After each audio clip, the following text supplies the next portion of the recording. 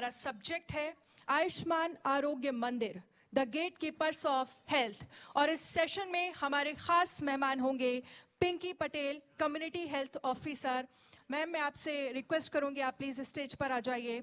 कुमारी Vanita पिसदा, community health officer. सरिता नौटियाल, आशा worker हैं। जोरदार तालियों से स्वागत करिए। ये सभी वो लोग हैं जिन्होंने अपने अपने क्षेत्रों में अहम योगदान दिया है स्वास्थ्य के क्षेत्र में। मयूरी रवि पवार, आशा वर्कर हैं। मैम, आप भी स्टेज पर आ जाइए।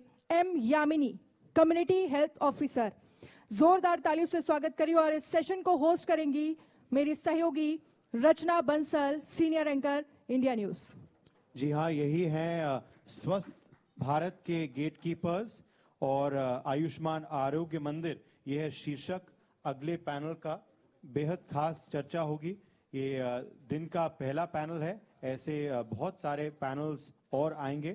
हम दर्शकों को आग्रह करते हैं कि आप हमारे संग बने रहें। मगर फिलहाल मैं मंच रचना बंसल के हवाले करता हूं। Rachna, over to you. Thank you so much Uday, Ananya. India News जो हेल्थ कॉन्क्लेव कर रहा है वो सबसे बड़ा हेल्थ कॉन्क्लेव है। और चूंकि हमें हिंदुस्तान के सेहत का बहुत ज़्यादा ख्याल है, फिक्र है, इसीलिए आज हम सेहत का जिक्र कर रहे हैं। आप सभी का बहुत बहुत स्वागत। और चूंकि प्रधानमंत्री नरेंद्र मोदी भी बहुत बार मंच से कहते हैं कि आपकी सेहत अच्छी है तो सब कुछ अच्छा है, और भारत की सेहत अच्छे रखने में आप लोग बहुत अच्छी भूमिका निभा रहे हैं। इसीलिए आपको बहुत बहुत धन्यवाद भी और आपका बहुत स्वागत भी इस मंच पर। एक एक करके मैं आपसे सवाल करूंगी, क्योंकि मैं बचपन से सुनती आ रही हूँ आशा वर्कर्स की एक अलग जिम्मेदारी होती है। CHO एज वेल बहुत अच्छी जिम्मेदारी निभा रहे हैं। सबसे पहले मेरा जो सवाल होगा वो सरिता नौटियाल जी आपसे होगा। जब कभी बचपन में गांव जाना होता था तो आशा वर्कर्स के बारे में सुनते थे, क्योंकि शहरों में हम रहते हैं तो सुनते हैं डॉक्टर के पास जाना है, कोई बीमारी है तो उनसे बात करनी है। लेकिन आशा वर्कर्स खास तौर से जो ग्रामीण एरिया है वहां पर काम कर रही हैं। मुझे हो गए 18 साल हो गए मुझे इस क्षेत्र में। और मतलब बहुत ज़्यादा लोगों को किसी को जानकारी नहीं होती है तो हम लोग उन्हें बताते हैं। हमारा पिछड़े जो वर्ग हैं उनसे ज़्यादा संपर्क रहता है, क्योंकि हमें सभी को स्वास्थ्य के बारे में जानकारी देनी होती है। सभी को उसके विषय में बताना है कि क्या इलाज है, क्या इसके लिए परिवार नियोजन हो गया, बच्चा हो गए, टीकाकरण हो गया, ये हमारा काम है। और हम दूर दराज के क्षेत्रों में ये जानकारी पहुंचाते हैं। उससे लोगों को बहुत हेल्प मिलती है। हम लोगों से मतलब सभी को हमसे उम्मीदें हैं। सब लोग हमसे बात करते हैं, हर चीज़ के लिए पूछते हैं। जो हमारा काम नहीं है उसके लिए भी पूछते हैं काफ़ी लोग कि हमें ये करना है तो हम कैसे करेंगे। तो उसकी जानकारी मतलब आसानी से लोगों को बहुत ज़्यादा फ़ायदा भी हुआ है। अच्छा, अगर हम सेहत की बात कर रहे हैं तो उसमें मैं कोरोना का जिक्र ज़रूर करूंगी। हेल्थ वर्कर्स ने उस टाइम कैसे काम किया, कोरोना वॉरियर्स ने कैसे काम किया। कोरोना जब हुआ था कभी लगा नहीं कि घर में बैठ जाना चाहिए, हमारी सेहत भी ज़रूरी है, मेरे परिवार की सेफ्टी भी ज़रूरी है? मैम, ये तो होता ही है क्योंकि जान तो सभी को प्यारी होती है, लेकिन जो हमारा काम है उसे देखते हुए हमने हर घर में जाके मतलब लोगों का ये वो किया कि किसे कोरोना है, किट देना, लोगों को बताना कि दूरी बनाए रखें, सैनिटाइजर का उपयोग करें, मास्क लगा के रखें। ये सारा काम हमारा रोज़, हमारा लोग घर के अंदर रहते थे, हम लोग फील्ड में रहते थे। अपनी लोगों को जागरूक करना ही हमारा काम है। और काफ़ी ज़्यादा चैलेंजेस जो आते हैं वो गांव देहात के एरिया में ही ज़्यादा आते हैं, इसीलिए मैंने आपसे शुरुआत की है। मयूरी रवि पवार जी, जब गांव देहात में आप जाती हैं, और मैं बता दूं जो हमारे साथ व्यूअर्स जुड़े हुए हैं उन्हें बता दूं कि देश के अलग अलग राज्यों से ये सभी खास मेहमान हमारे साथ में हैं। हमारे साथ उत्तराखंड से हैं, गुजरात से हैं, महाराष्ट्र से हैं, छत्तीसगढ़ से हैं। अलग अलग राज्यों से जुड़ी हुई दिक्कतों पर भी हम बात करेंगे। जब आप लोगों के बीच में जाती रहीं, गांव देहात के लोगों के बीच में, तो कौन सी प्रॉब्लम आपको सबसे बड़ी लगी? क्या वहाँ महिलाओं से जुड़ी बीमारियाँ आपको ज़्यादा नज़र आती हैं? क्या वहाँ अवेयरनेस कम नज़र आती है? और अगर पिछले एक रफ आइडिया, अगर 10 सालों के बदलाव की बात करें तो क्या बदलाव दिखते हैं? पहले महिला घर पे बैठती थी, उन्हें स्वास्थ्य के बारे में ज़्यादा पता नहीं था। हम लोग जब फील्ड में जाते, उनके घर में पहुँचते तो वो हमें बताती है कि क्या हो रहा है, क्या तकलीफ हो रही है, तो हम उनको आइडिया देते हैं कि क्या करना चाहिए आपको। घर में बैठ के नई बीमारी का हल करना चाहिए, हॉस्पिटल में जाना चाहिए। जो हमारे CHO मैडम होती है, डॉक्टर के पास हम उन्हें लेकर जाते, चलो हम उनके साथ आते, तो अभी उनको पता चल रहा है कि डॉक्टर के पास जाना चाहिए, घर पे नहीं बैठना चाहिए। लेकिन महिलाओं की जो मंथली प्रॉब्लम भी होती है, मैं पीरियड्स का जिक्र कर रही हूँ, गांव देहात में कई बार ये सुना जाता है, क्योंकि शहरों में तो बहुत आम सी बात है, हर कोई अवेयर है क्या हाइजीन का ख्याल रखना है, कैसे खुद को सेफ सिक्योर रखना है, रेगुलर चेकअप कौन कौन से कराने हैं। हालांकि महिलाएं उसको लेकर कई बार केयरलेस होती हैं, खुद पर ध्यान नहीं देती, अपने परिवार पर ध्यान देती हैं। लेकिन गाँव में ये चीज़ें ज़्यादा नज़र आती हैं क्या आपको? हाँ, हम लोग इसकी वजह से हम लोग उनका हर महीने की उनकी सभा लेते कि उनको सब बताते डिटेल में क्या करना चाहिए, आपकी साफ सफाई कैसे रखनी चाहिए, आपको क्या ध्यान रखना चाहिए आपके हेल्थ का। अगर कोई तकलीफ लगे तो आपको हॉस्पिटल में जाना चाहिए या हमें बताना चाहिए, हम उसका आपको कुछ ना कुछ तो डॉक्टर के पास लेके जाके कुछ ना कुछ तो बेनिफिट दे दे। अच्छा, जो स्कूल जाने वाली लड़कियां हैं उनको भी आप अवेयर करती हैं? हाँ, उनकी भी तो हमें एक बार हर महीने में उनकी भी हमें एक सभा लेनी पड़ती है। उनको सब डिटेल में बताते हैं क्या करना चाहिए क्या नहीं करना चाहिए, आपके बॉडी में कौन से चेंजेस होते हैं। तो लड़कियों के सवाल आपसे क्या होते हैं?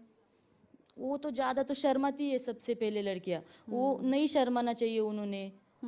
हमें तकलीफ होती है, पेट दर्द होता है, तो स्कूल में नहीं जाना मिलता, ऐसे सब सवाल। पिंकी पटेल जी, क्योंकि CHO की भूमिका आप निभाती हैं और जो आम लोग हैं और जो स्वास्थ्य सेवाएं हैं उनके बीच में आप एक सेतु का काम करती हैं, एक पुल का काम करती हैं। और आपसे मेरी इस सेशन से पहले भी बात हो रही थी, तो आपने कहा सरकार के ज़रिए चलाई गई जो योजनाएं हैं उनका लाभ गांव देहात के कोने कोने तक जाए। शहरों में उतना ज़्यादा लोगों को ज़रूरत नहीं है, लेकिन गांव देहात के एरिया में लोगों तक पहुंचना ज़रूरी है। हम सुनते हैं चुनावों में डोर टू डोर कैंपेन, लेकिन आप लोग ऐसे भी 12 महीने डोर टू डोर जाते हैं, लोगों को अवेयर कराते हैं। क्या कुछ प्रॉब्लम्स आती हैं और किस तरीके से आप अपना काम करती हैं? नमस्कार। वहाँ मैं बेसिकली गुजरात से हूँ, तो मैं बॉर्डरी इलाके में सबसे ज़्यादा मेरा काम रहता है। सबसे पहले तो वहाँ पे इशू है नेटवर्क का। तो ये जो PMJY योजना है, आभा है, NCD का काम जो भी गवर्नमेंट ने सबसे ज़्यादा इसमें दिया हुआ है, तो उसमें क्या होता है कि नेटवर्क न होने की वजह से उन लोगों को काफ़ी सारी दिक्कतें झेलनी पड़ती है। सबसे ज़्यादा तो हमें ही प्रॉब्लम होती है।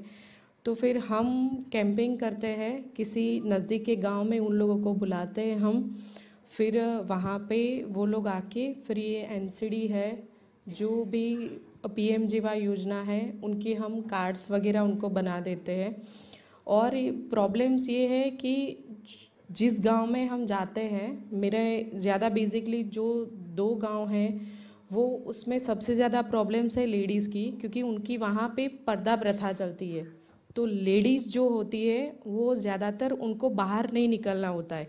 अगर हमारी फील्ड में जैसे कि CHO, MPSW और FSW 3 लोग होते हैं, तो वहाँ के बेसिकली जो वहाँ गांव के MPSW होते हैं ना, उनको भी वो अलाउड नहीं करते गांव में आने के लिए। तो वहीं पे हमें सबसे ज़्यादा चैलेंजिंग फेस ज़्यादा करने पड़ते हैं। जो महिलाएं पर्दा करती हैं वो तो घर से नहीं निकलती, लेकिन आप तो एक महिला हैं, तो क्या महिला भी महिला से बात नहीं कर सकती? पहले तो मैडम हमें भी 6-7 महीने तक, जब हमारी स्टार्टिंग में जॉब हुई थी, तो हमें भी मना ही बुलाया गया था। पर धीरे धीरे कोऑर्डिनेशंस के बाद जब ये योजनाएं सारी ज़्यादा हुई, तो फिर हमने आगे कलेक्टर से ज़्यादा बात की, तभी इन लोगों ने हमें गाँव में घुसने दिया। पहले तो घुसने ही नहीं देते थे। अच्छा, डॉक्यूमेंट्स को लेकर भी कोई प्रॉब्लम आती है? क्योंकि अगर आपको सरकार की कोई भी योजना का लाभ पाना है तो उसके लिए आपको डॉक्यूमेंट्स की ज़रूरत होती है। गांव देहात में इस प्रॉब्लम को दूर करने के लिए क्या करते हैं आप? ज़्यादातर तो बेसिकली वो लोग इतने ज़्यादा पढ़े लिखे नहीं हैं, तो डॉक्यूमेंट्स तो उनके पास होते ही नहीं हैं। तो फिर क्या करते हैं, उनके जो भी रिलेटिव्स हुए या फिर उनके घर में कोई बड़े लोग होते हैं, तो उनसे हम बात करते हैं। बहुत दिक्कतें झेलने के बाद वो एक बार हाँ बोलते कि हाँ मैम आप लेके जाइए। तो अच्छा, प्रॉब्लम्स तो बहुत आती हैं, लेकिन प्रॉब्लम के बाद अगर आप देख रहे हैं कि आपने अपने सामने अपनी कोशिश से किसी को एक लाभ पहुंचा दिया है, कोई बीमार था उसे अस्पताल तक पहुंचाना, उसका पूरा जो इलाज है वो फ्री में हो गया है, फिर वो डिस्चार्ज हो गया है, एक आत्मिक सुख संतुष्टि तो मिलती होगी? जी बहुत मैडम। फिर लगता है कि मेहनत सफल हो गई। हाँ बिल्कुल। अच्छा ये बताइए, महिलाओं से जुड़ी बीमारियां ज़्यादा नज़र आती हैं जब आप लोग फील्ड में रहते हैं या फिर पुरुषों से? मेन प्रॉब्लम आपको क्या दिखती है? सबसे ज़्यादा मेन प्रॉब्लम तो लेडीज़ में सबसे ज़्यादा होती रहती है, क्योंकि वहाँ अवेयरनेस कम है और वहाँ की जो लेडीज़ है तो उनको समझाना ही सबसे बड़ी बहुत वो बात है। तो वो लोगों को हम एक कैंपिंग करते हैं उनका भी अलग से, जैसे कि एडोनेशंस गर्ल्स है, उनको मेडिसिन, विटामिन्स, मिनरल्स की कैसे देनी है, हीमोग्लोबिन की, फिर जब पीरियड्स में होते हैं तो हम उनको पेड्स वगैरह देते हैं स्कूल में। और मतलब बॉयज़ एंड गर्ल्स साथ में ही पढ़ते हैं, मगर लेडीज़ को हम अलग तरीके से उनको बुलाते रहते हैं। बनीता पिस्जा जी, क्योंकि छत्तीसगढ़ से आप हैं, छत्तीसगढ़ में तो नक्सली क्षेत्र भी बहुत रहते हैं और आदिवासियों की भी संख्या ज़्यादा है। आपकी परेशानी क्या रहती है जब आप फील्ड में जाती हैं, और कैसा लगता है लोगों के बीच में जाके उन्हें अवेयर करना या सुविधाओं का लाभ जब उन्हें मिल जाता है तो? मैम बहुत अच्छा लगता है, क्योंकि वो लोग अभी बहुत कम अवेयर हैं मैम वहाँ। मतलब उनको इतना समझाना पड़ता है हर चीज़ को, और वो बहुत ट्राइबल एरिया है और बैगा आदिवासी अधिकतर निवास करते हैं वहाँ पर। तो वहाँ ऐसा ट्राइबल एरिया है मैम कि एक घर मतलब 100 मीटर में है तो एक घर 200 मीटर में फिर है, ऐसा बहुत दूर दूर में, और जो रास्ता तो है ही नहीं वहाँ, तो ये सब है वहाँ पर। वहाँ तो जब रास्ता नहीं है तो आप कैसे जाती हैं, और कौन कौन सी योजनाएं हैं अगर आप नाम बताएं तो? मैम जैसे योजना में मतलब जो सरकार के जरिए चलाई गई योजनाएं हैं जिनका लाभ लोगों तक पहुंचाना है, जिन्हें आप जागरूक करने के लिए जाती हैं। मैम जितने भी हम राष्ट्रीय कार्यक्रम संचालित होते हैं भारत सरकार द्वारा, वो सारे हम संचालित करते ही हैं वहाँ, और सबको सब लाभ, उसका लाभ हम लोग देते ही हैं। तो मैम वहाँ जैसे हम लोग दूर दूर में घर हैं तो हम डोर टू डोर वहाँ विजिट करते हैं हम। अच्छा, जब रास्ते नहीं होते तो जाती पैदल कैसे? जाते हैं मैम। अच्छा, पैदल जाते हैं। Yes ma'am. डर नहीं लगता? एक आशा वर्कर भी रहती हैं। नक्सली क्षेत्र में तो कभी भी कुछ भी हो जाता है। नो क्या? मैम, नहीं, नो, ऐसा कोई दिक्कत नहीं विल आई पावर है। स्ट्रांग हो तो सब कुछ हो सकता Yes, है। ma'am. यामिनी जी, जब आप लोगों के बीच में जाती हैं तो प्रॉब्लम ज़्यादा बड़ी लगती है या सोल्यूशन ज़्यादा बड़ा लगता है? So whenever we are going to the near to the people, so we'll get aware about their problems more detailedly than when they are coming to us. So when we reach there, the problems can be elaborated more. So actually I am from Andhra Pradesh. So previously when we are not there, so many of the services are done by the ANMs and ASHAs. But after we are getting into this field, means in the field level, so many of the people are reaching their services at their home level itself. So that is becoming very much impressive to improving in the rural health. What was your experience around rural areas? So in rural areas, when at the starting stage of our, so there will be non-acceptance will be there. But after 1 or 2 years of our services and during the COVID, what the care we have given, and by the use of e-Sanjeevani and teleconsultations and awareness about the e-Sanjeevani OPD, where they can get the doctor consultation in the home itself, then they have accepted well. So automatically they will treat us like their family. Time ज़रूर लगता है लेकिन जगह अपने आप बन जाती है।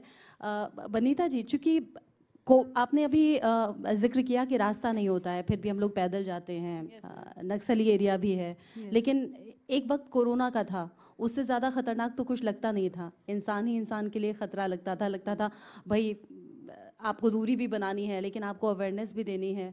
तो वो टाइम कैसा था? मैम उस टाइम तो मैं कम्युनिटी हेल्थ ऑफिसर में मेरा पोस्टिंग नहीं हुआ था। उस टाइम मैं अपना BSc नर्सिंग कंप्लीटेड उस टाइम होने वाला था मेरा कंप्लीट। तो उस टाइम मैम जैसे मैं तो उतना सेवा नहीं दे पाई थी। Yes ma'am. अच्छा, और फैमिली का ख्याल कैसे रखा उस दौरान? मैम उस टाइम तो सब घर पे ही थे, और जो भी मास्क है और 2 गज की दूरी है वो सारा चीज़ तो फॉलो होता था, और यही सब था मैम। और न्यूट्रिएंट्स वगैरह प्रॉपर लेते थे सब, तो घर से बाहर तो गए नहीं उस टाइम। पिंकी जी, आप कुछ शेयर करेंगी? कोरोना टाइम के बारे में? कोरोना टाइम में मेरी बच्ची 1 साल की थी, तो उस टाइम पे भी मैंने बहुत ज़्यादा चैलेंजिंग फेस किए थे। एक्चुअली मेरी फैमिली की भी हालत इतनी ज़्यादा अच्छी नहीं थी, क्योंकि ऑलमोस्ट उस टाइम पे मेरे हस्बैंड को कोविड पॉजिटिव था, तो वो ऑलरेडी वेंटिलेशन पे थे। तो एक्चुअली मैं घर से मैं काफ़ी दूर थी। मैं बेसिकली कच्छ, गुजरात, वहाँ बॉर्डरी इलाके में काम करती हूँ, और मेरा डिस्ट्रिक्ट है महसाना नेटिव। तो वहाँ पे उनको एडमिट किया गया था। मतलब ज़्यादा टेंशन वाली बात थी कि क्या करूँ, मतलब घर जाऊँ या फिर यहाँ को संभालूँ। पर जब हमारे हेल्थ मिनिस्टर ऋषिकेश पटेल जी ने बताया कि अगर आप हो तो हम हैं, और हम हैं तो फिर ये सब लोग हैं, तो फिर तभी कॉन्फिडेंट आया कि नहीं, जब ये बता रहे हैं कि अगर ये सब लोग हैं तो हम हैं, तो ज़्यादातर यहाँ पे रहना बेसिकली अच्छा है। फिर आगे मतलब जो मेडिकल ऑफिसर्स है हमारे, तो उन लोगों को बात की कि ऐसे ऐसे फैमिली कंडीशंस है मेरी, तो फिर उन लोगों ने बहुत अच्छा सपोर्ट किया। और रही बात गांव की, तो गांव वाले पहले इतने ज़्यादा अचीव नहीं थे। वो लोग गांव में किसी को घुसने नहीं देते थे, क्योंकि कोविड था, तो वो लोग ये सोच रहे थे कि वैक्सीनेशन देने के तौर पे ये सब लोग हमें मारने के लिए वैक्सीनेशन दे रहे। ज़्यादातर अभी ये जो मेरा गांव है, वहाँ पे अभी भी बच्चों को टीकाकरण ज़्यादा नहीं लगवाते, मगर उनको समझा बुझा के कोई हम ऐसा कैंपिंग करते हैं, उसको गिफ्ट्स वगैरह देना, उनको समझाने। हमारे साथ आर्मी और BSF 3 बटालियन आर्मी है और BSF वाले, हम तीनों साथ में पार्टिसिपेट में कैंपिंग करते हैं, और उन लोगों को साथ में हम ये बच्चों को वैक्सीनेशंस देते हैं। देखिए, मेहनत तो लगती है, लेकिन कोरोना ने देश को ये बता दिया, इनफैक्ट दुनिया को ये बता दिया कि जो रियल हीरोज़ हैं वो आप ही लोग हैं, जो फ्रंट पर रहे। खुद की सेफ्टी सिक्योरिटी को आपने साइड में रख दिया, लेकिन आपको लगा लोगों को ज़्यादा से ज़्यादा अवेयर कर दें और लोगों को ज़्यादा से ज़्यादा सिक्योर कर दें। लोगों ने फैमिली में और अपने पेशेंट्स में ये बैलेंस बनाया। कई बार तो लोगों को ट्रीट करते करते खुद भी बीमार हो गए। मयूरी जी, कोरोना टाइम के बारे में कुछ शेयर करना चाहेंगी क्या? क्योंकि ऐसा लगता है हेल्थ ज़रूरी है, और कोरोना का जिक्र ना हो तो अधूरा सा लगता है। और हेल्थ ज़रूरी है, ये आप खुद कैसे एहसास करती हैं? क्योंकि आप भी एक महिला हैं, प्रॉब्लम तो आपको भी होती होंगी। कोरोना से पहले जब हम जाते थे उनके घर लोगों के, तो उनको अच्छा लगता था, जो प्रॉब्लम है वो बता सकते थे किसी को, तो हॉस्पिटल में जाना फिर बताना, लेकिन घर पे ही हमें बताते थे। लेकिन अगर ये कोरोना आ गया तो हम घर पे जाने लगे विजिट के लिए। किसी को कोई तकलीफ है क्या, किसी को कोई बीमारी, फीवर है क्या, तो लोगों को ऐसा लगने लगा कि ये क्यों आ रही है हमारे घर, ये नहीं आनी चाहिए थी। लोगों को बाजू में उनको लगता था, लोग बोलेंगे कि इनके घर में आई तो इनको कुछ हुआ है, ऐसा लगता था लोगों को। तो हम बेल भी बजाए, डोर भी बजाए, तो खोलते नहीं थे। उनके बैठे उनके पास, तो उनको लगता था ये क्यों बैठी है यहाँ पर, इनको बहुत बुरा लगता था, नहीं आना चाहिए ये लोग वहाँ पर। अच्छा, ये हमने देखा था कोविड में कि शहरों में फिर भी बहुत तेज़ी से फैला, लेकिन जो गांव के एरियाज़ हैं वहाँ पर देरी से पहुँचा था, या फिर बहुत से गांव ऐसे थे जहाँ कोविड केसेस बहुत कम थे। तो शायद इसलिए भी गांव वाले डरते होंगे कि भाई हमारे घर आएंगे तो शायद कोविड फैल जाएगा। सरिता जी? जी मैम, लोग डरते थे। जो लोग हमें जानते हैं तो हमें समझाने में कोई दिक्कत नहीं होती थी, क्योंकि जो पुराने लोग हैं, जो नए लोग हैं वो तो आने ही नहीं देते थे। वो लोग कहते थे बस हम ठीक हैं, हमें पता है सब कुछ। लेकिन जिन्हें ज़रूरत होती है वो लोग समझते हैं। जब उन्हें बताओ कोई चीज़ तो वो समझ जाते हैं कि हाँ ये हमारे भले के लिए है। लेकिन ये एक सच है कि मतलब लोग डरते थे कि अगर हम लोग उनके घर जाएंगे तो लोगों को ये लगेगा कि इनके घर में कोरोना पेशेंट है। इस वजह से लोग पिछले कुछ साल में जो स्वास्थ्य सेवाएं हैं वो पहले से बहुत ज़्यादा मजबूत हुई हैं, और उसमें बहुत बड़ा रोल आप जैसे लोग निभाते हैं। रियल हीरोज़ हम आपको कहते हैं। आप इस सेशन में जुड़े, आप इस मंच पर आए, आपका बहुत बहुत शुक्रिया।